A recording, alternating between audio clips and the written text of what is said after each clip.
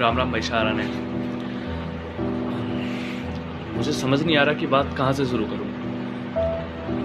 कई बार मैं सोचता हूँ कि सचमुच ही दुनिया ऐसी है जैसी हमें दिखती है, या हमारा देखने का नज़रिया ऐसा नहीं हो पाया है कि हम दुनिया को समझ पाएँ कि वो करना क्या चाहते हैं। आज मैं चर्चा देश हित के बारे में बातचीत नहीं करने आया हूँ। आज मैं बातचीत करने आया हूँ चर्चा अपने गांव की। मेरा गांव बांसरिया, सेक्टर 8, IMT मानेसर में। आज मेरे गांव की जो स्थिति है ना, वो शायद आज से 50 साल पहले भी ऐसी नहीं रही होगी। लोगों का नज़रिया ये होता है कि समय के साथ हम विकसित होंगे, समय के साथ हमारी परिस्थितियाँ सुधरेंगी, पर लेकिन मेरे गांव के साथ ये सब उल्टा है। गांव में मकान ऊंचे ऊंचे हो गए हैं, पर लेकिन गांव की गली, गांव के चौराहे, गांव की नालियां,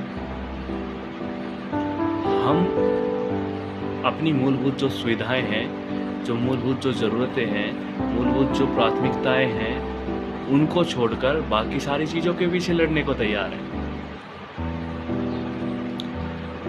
हाँ, एक गुड न्यूज़ है। गुड है कि बैड है, आप मेरे को कमेंट में बताइएगा। पर लेकिन न्यूज़ ये है कि हमारा गांव नगर निगम में आ गया है। जब मुझे पता चला कि हमारा गांव नगर निगम में आ गया है, तो मेरे दिमाग में एक छवि बनी हुई थी नगर निगम की, कि नगर निगम गांव को पूरी तरीके से बदल देगा। उसके विचारधारा, उसकी मानसिकता, उसके काम करने का तरीका हम शायद ना समझ पाए, पर लेकिन वो बहुत बेहतर है। जब मैंने उनके काम करने का तरीका देखा, उन लोगों का व्यवहार देखा, उन लोगों का वे ऑफ एक्शन देखा कि वो किस तरीके से चीज़ों को लेते हैं। गांव में झाड़ू काटने के लिए 10 लोग आते हैं, पर एक सरप्राइजिंग बात बताऊं आपको, मेरे पूरे गांव में झाड़ू काटने के लिए जगह ही नहीं है।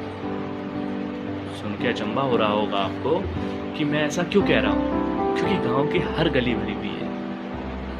पानी का निकास का कोई समाधान नहीं हो पा रहा है। एक गड्ढा ऐसा है जिसे मैं आपको दिखाऊंगा अपनी वीडियो में, ऐड करके उसका फोटो मैं यहाँ पे डालूंगा, आप देखना उसको। उस गड्ढे को खुले हुए करीब करीब 1 से 1.5 महीना हो चुका है।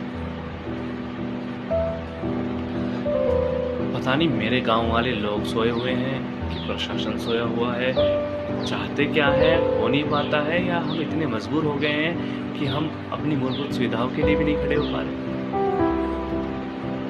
हमें ये लग रहा है कि आज मैं नहीं बोलूंगा, कोई और बोलेगा, कोई और करे, पता नहीं कौन। अरे कौन, कोई नहीं आएगा, आपको ही खड़ा होना पड़ेगा ना उसके लिए।